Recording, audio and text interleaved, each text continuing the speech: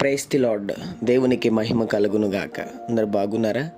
ఈ దినం దేవుని వాగ్దానం, విరిగిన హృదయము గలవారికి యెహోవా ఆసన్నుడు. 34వ కీర్తన 18వ చరణం. అవును, ఈరోజు నీ జీవితంలో విరిగిన నలిగిన స్థితి కలిగి ఉన్నావా? బాధతో, వేదనతో, దిగులుతో ఒంటరిగా నివసిస్తున్నావా? బయటికి చెప్పుకోలేని సమస్యలు ఎన్నో హృదయాన్ని వెంటాడుతున్నాయా? అయితే నా ప్రభు ఈరోజు నీతో మాట్లాడుతున్నాడు. నీవు విరిగి నలిగిపోయి ఉంటే నా ప్రభువు నీకు ఆసన్నుడిగా ఉండి నీకు సహాయం చేసి నిన్ను ఆ యొక్క పరిస్థితి నుండి విడిపించునుగాక. చిన్నమాట ప్రార్థన. ప్రేమ కనికరం గల మా తండ్రి, నీకు వందనాలు.